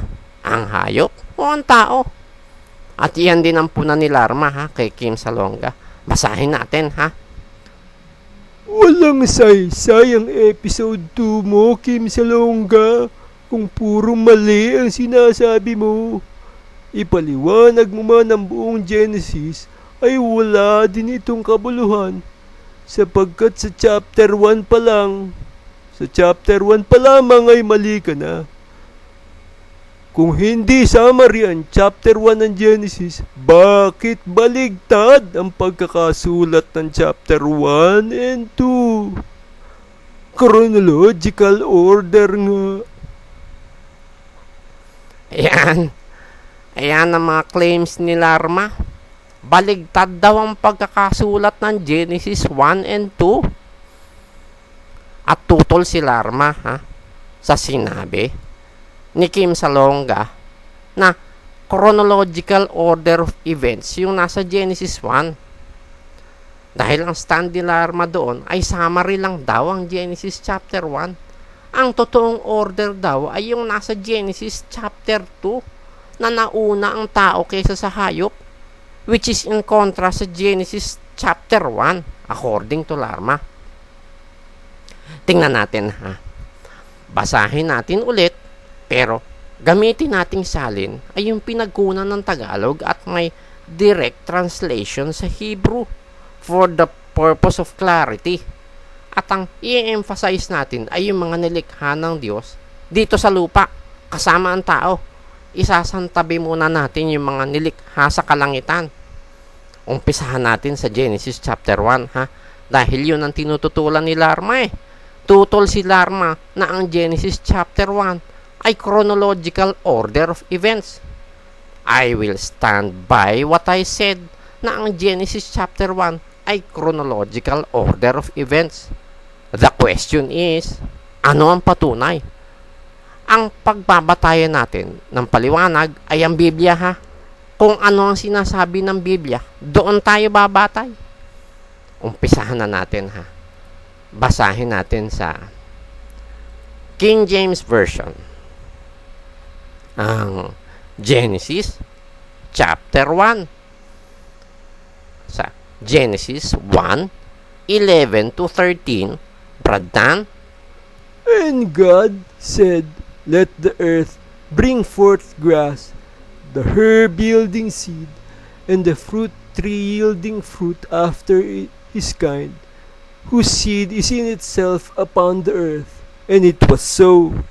And the earth brought forth grass, and herb yielding seed after his kind, and the tree yielding fruit, whose seed was in itself after his kind.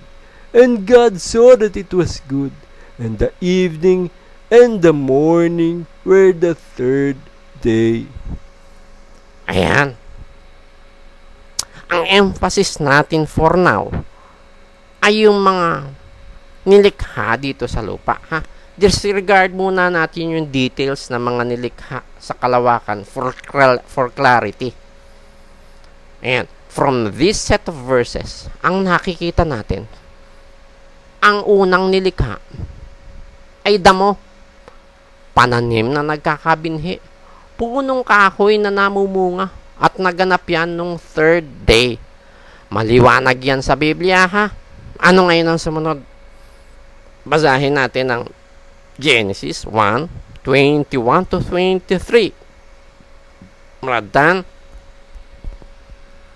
And God created great whales, and every living creature that moveth, which the waters brought forth abundantly after their kind, and every winged fowl after his kind. And God saw that it was good. And God blessed them, saying, be fruitful and multiply, and fill the waters in the seas, and let fowl multiply in the earth. And the evening and the morning were the fifth day. Or created, yung bauraw, to create, yan yung H1254. Ayan. Dito naman sa mga talatang ito, kinreate ng Diyos ang malalaking hayop sa dagat. Ang bawat buhay na kinapal na gumagalaw, na ibinukal na sagana ng tubig, at lahat na may pakpak na ibon.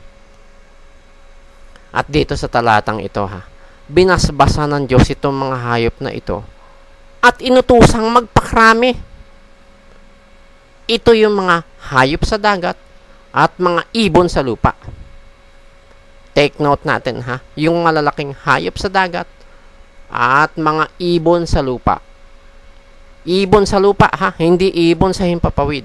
Ibon sa lupa. Inutusan ng Diyos na magpakarami. Ngayon, ano yung sumunod na ulat? Sa Genesis 1:24 to 25. Brad Dan? And God said, let the earth bring forth the living creature after his kind, cattle and creeping thing, and beast of the earth after his kind. And it was so. And God made the beast of the earth after his kind, and cattle after their kind, and everything that creepeth upon the earth after his kind. And God saw that it was good. Ayan, yung made, yung awsaw, to do or make in the broadest sense and widest application. Awsaw yan, yung made, H6213. Ayan. Dito naman sa kasunod, ito naman yung mga nilikhang nasa lupa. Yung mga hayop, mga kinapal na mauusad, mga ganid sa lupa. Pero dito pansinin natin, ha, walang iniutos ang Diyos sa kanila na magpakarami. Unlike doon sa mga malalaking hayop sa dagat at mga ibon sa lupa. Ano ngayon ang sumunod? Sa Genesis 1:26 to 27. Brad Dan? And God said, let us make man in our image, after our likeness, and let them have dominion over the fish of the sea, and over the fowl of the air, and over the cattle, and over all the earth, and over every creeping thing that creepeth upon the earth. So God created man in his own image. In the image of God created he him. Male and female created he them. At sa Henesis 1:31, Brad Tan. And God saw everything that he had made, and behold, it was very good. And the evening and the morning were the sixth day. Ayan. Yung make or made, yung H6213, awsaw. To do or make. Yan ang awsaw. Ayan. Dito naman sa mga talatang ito, kinreate ng Diyos ang tao ayon sa kanyang larawan at wangis. So, ayan ang ulat sa Genesis chapter 1. I-recap natin I-recap natin. Order ng creation or awsaw or bawraw, no? Number 1, kinreate ang damo. Pananim na nagkakabinhi, punong kahoy na namumunga. Yung halaman nung third day. Number 2, kinreate ang malalaking hayop sa dagat. Ang bawat buhay na kinapal na gumagalaw, na ibinukal na sagana ng tubig, at lahat na may pakpak na ibon. Yan yung first set of hayop. Yan yung inutusang magpakrami. Yan yun nung 5th day. Ngayon, number 3, kinreate ang mga buhay na nasa lupa.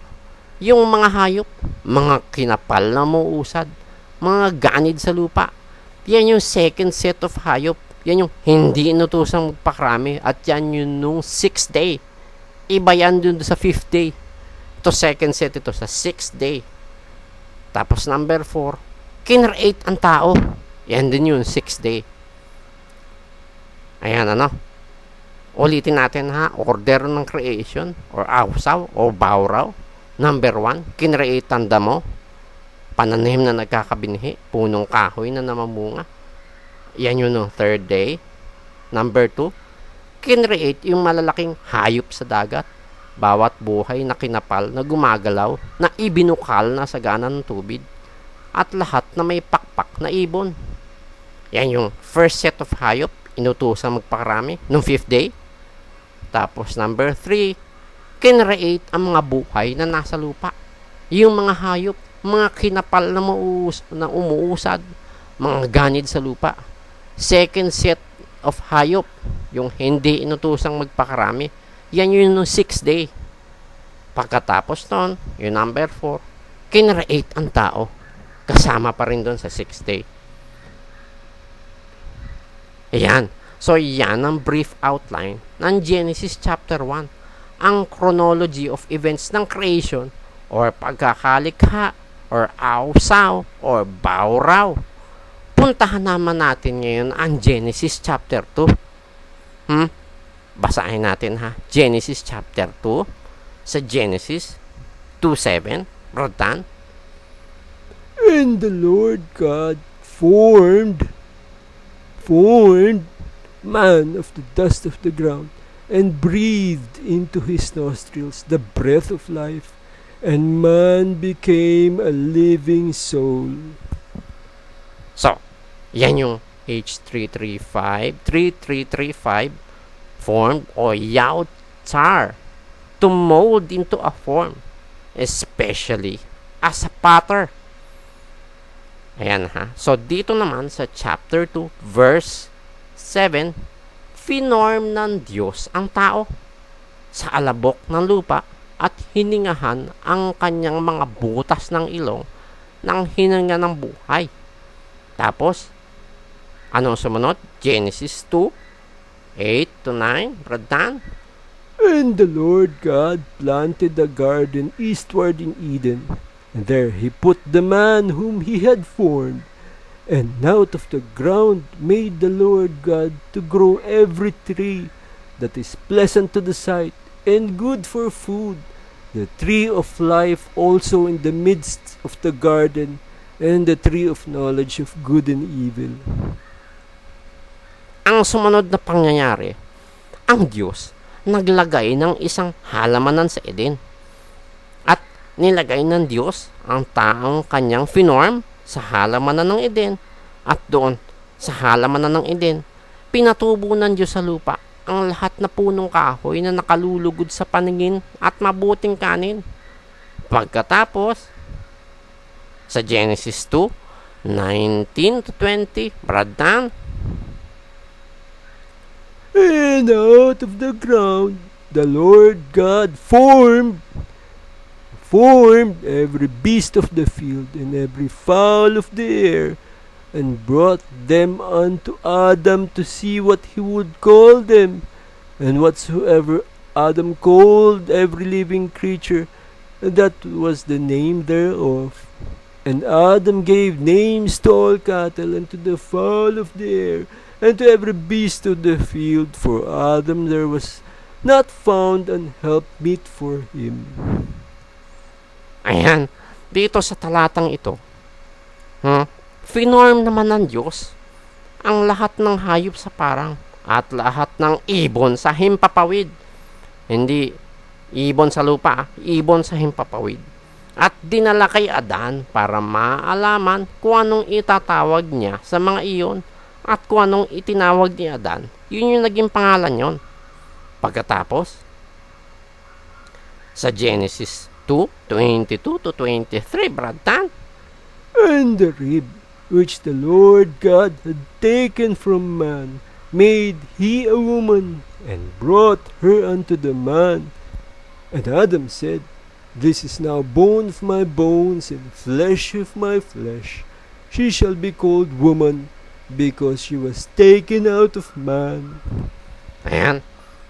Dito naman sa mga talatang ito, mula sa tadyang ng pinatulog na lalaki, gumawa ang Diyos ng isang babae at dinala sa lalaki. At itong babae na ito ay tinawag na babae sapagkat sa lalaki siya kinuha. So ayan ang ulat sa Genesis chapter 2.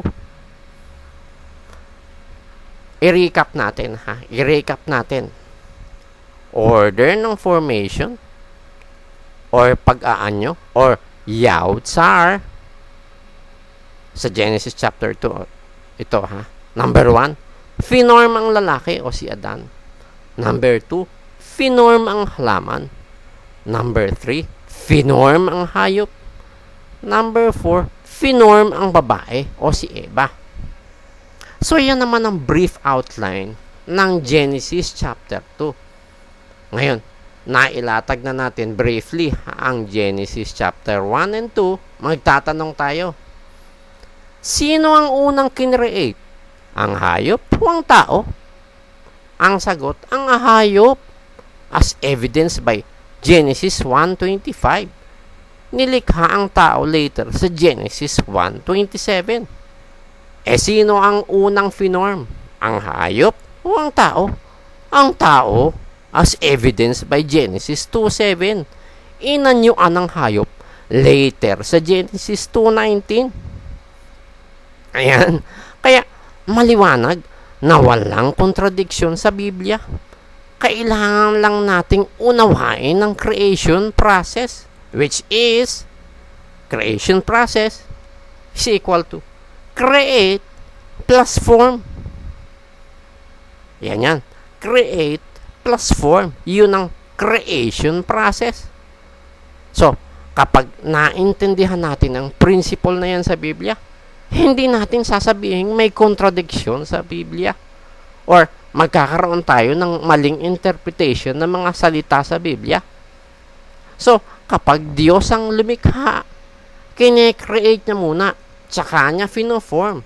Magkaiba ang create at form. Nauuna ang create, tapos tsaka ifo-form ng Diyos. At ito ay maliwanag sa Biblia. Uunawain lang natin. I-create na muna ng Diyos bago ifo-form. Ayun ang creation process. Ngayon, it may or may not be explicitly stated kasi it can be applied depending on the circumstances. But the main principle is ang creation process ng Diyos is mainly composed ng pag-create o paglikha o awsaw or bawraw. Then after nyan, ang pag-form naman o pag-anyo o yautsar. Ngayon, may patunay ba tayo sa Biblia na mayroong kinreate muna tapos ifo-form pa lang later? Eto ha, basahin natin Genesis 1:1. In the beginning, God created the heavens and the earth.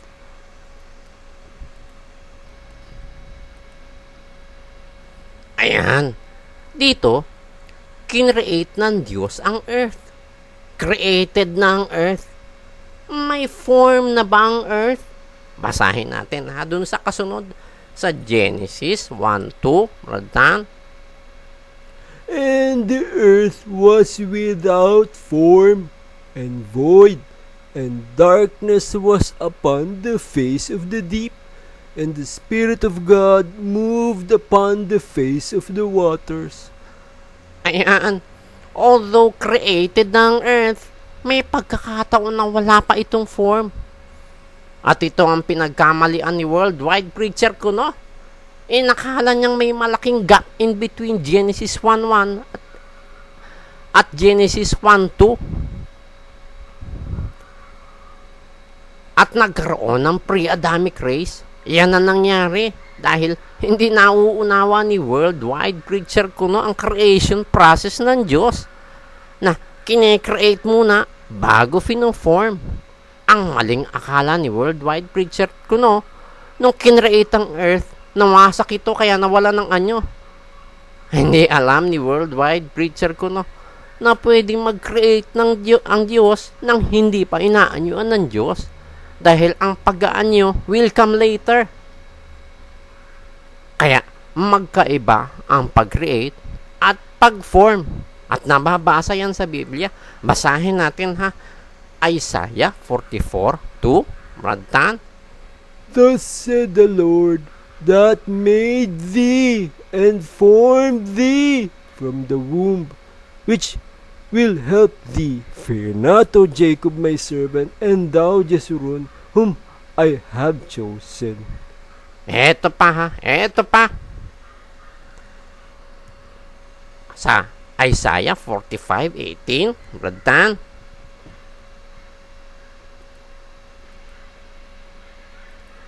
For thus saith the Lord that created the heavens, God himself that formed the earth and made it. He hath established it. He created it not in vain. He formed it to be inhabited. I am the Lord and there is none else. Ayan. Yan ang mga patunay na talagang magkaiba ang create at form. Kine-create muna bago fino-form. At katulad ng sinabi natin kanina ha, it can be implied or it can be stated, pero the principle stays the same. Kine-create muna bago fino-form. At pansinin natin sa talata ha, yung earth, bago maging inhabited, finorm muna ng Diyos. Although created na siya. Kaya makikita natin dito na after kinreate ang Diyos, ng Diyos, ang earth, finorm niya ito para ma-inhabit ng tao. Hindi ibig sabihin na nagkaroon ng malaking gap in between dahil nagkaroon ng pre-Adamic race. Katulad ng paniniwala ni Worldwide Preacher Kuno. Maling-mali yun. Bunga ng hindi pagkaunawa sa creation process ng Diyos. Kaya namali ng pagkaunawa si Worldwide Preacher Kuno.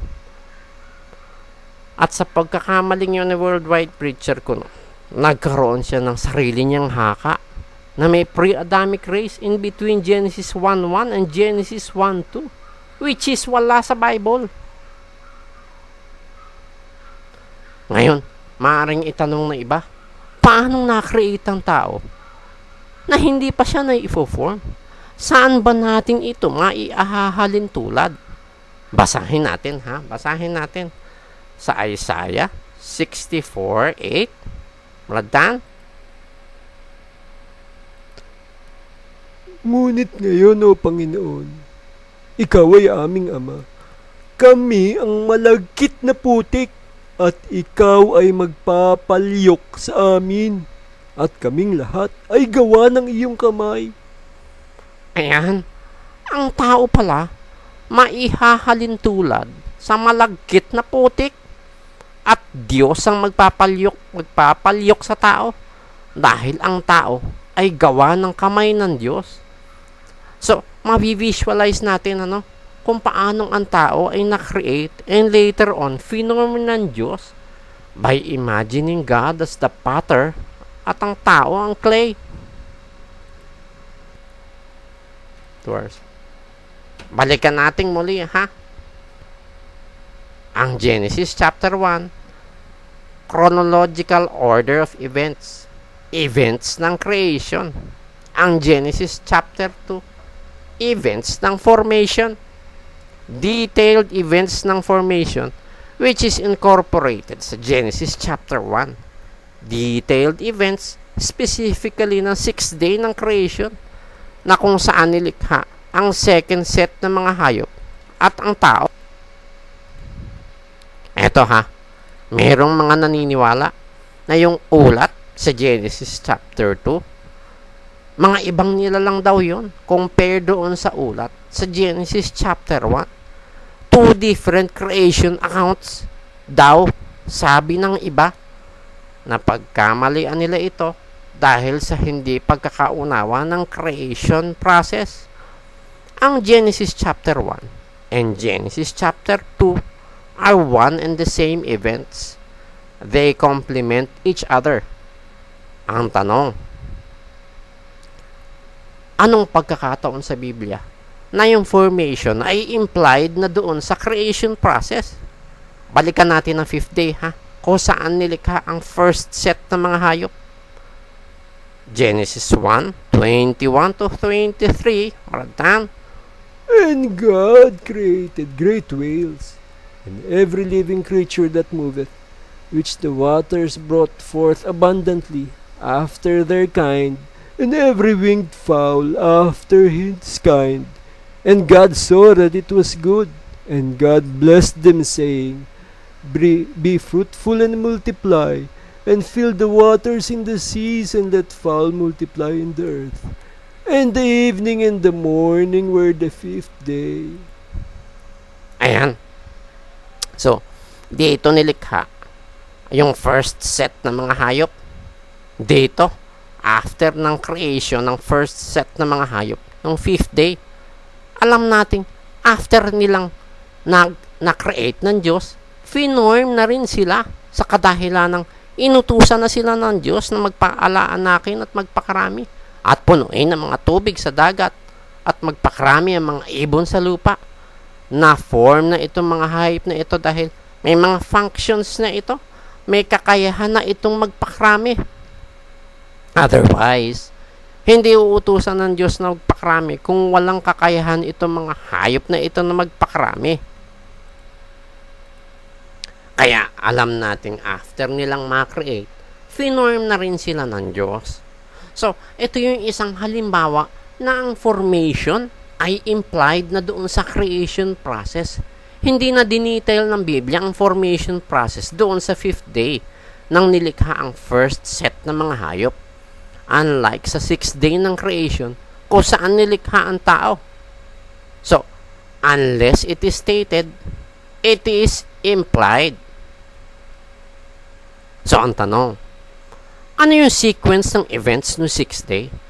At paano na incorporate ang Genesis chapter 2 sa Genesis chapter 1? Ayan. Number 1, kinreate ng Diyos ang second set ng mga hayop pero hindi pa finorm ng Diyos.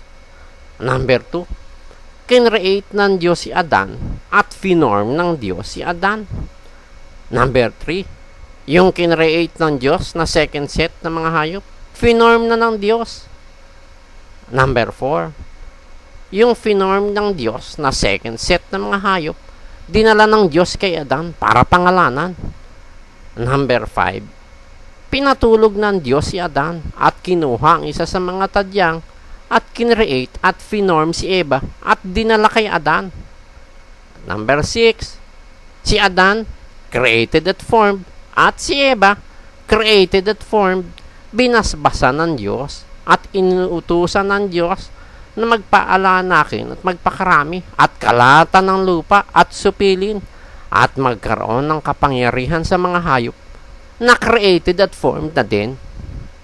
Pagkatapos, number 7, at nakita ng Diyos ang lahat ng kanyang nalikha at narito, napakabuti at nagkahapon at nagkaumaga ang ika-6 na araw. Ulitin natin ha. Ano yung sequence ng events ng 6th day? At paano na-incorporate ang Genesis chapter 2 sa Genesis chapter 1? Number 1, yung kinreate ng Diyos, ang second set ng mga hayop, pero hindi pa finorm ng Diyos. Yan yung 6th day. Kinreate ng Diyos, second set ng mga hayop, pero hindi pa finorm agad. Ang sumunod ay number 2, kinreate ng Diyos si Adan at finorm ng Diyos si Adan. Number 3, yung second set ng mga hayop na kinreate, ngayon palang finorm ng Diyos. So, naunang finorm ng Diyos si Adan, tsaka palang finorm yung second set ng mga hayop. Number 4, yung finorm ng Diyos na second set ng mga hayop, dinala ng Diyos kay Adan para pangalanan. Number 5, pinatulog ng Diyos si Adan at kinuha ang isa sa mga tadyang at kinreate at finorm si Eva at dinala kay Adan. Number 6, si Adan na created at formed at si Eva na created at formed, binasbasan ng Diyos at inutusan ng Diyos na magpaalanakin at magpakarami at kalatan ng lupa at supilin at magkaroon ng kapangyarihan sa mga hayop na created at formed din. At pagkatapos ng lahat ng iyon, nakita ng Diyos ang lahat ng kanyang nilikha.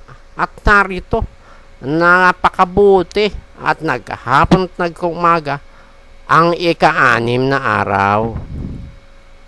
Ayan. Yan ang sequence ng events nung 6th day at kung paanong na-incorporate ang events ng Genesis chapter 2 sa Genesis chapter 1. At doon sa 6th day na yon ng creation, dinetail sa Biblia ang chronological order ng events ng creation, which is nasa Genesis chapter 1, at events ng formation, which is nasa Genesis chapter 2. These two chapters are in perfect harmony. They are in sync with each other. They complement each other. Walang kontrahan doon sa nakakaunawa ng creation process.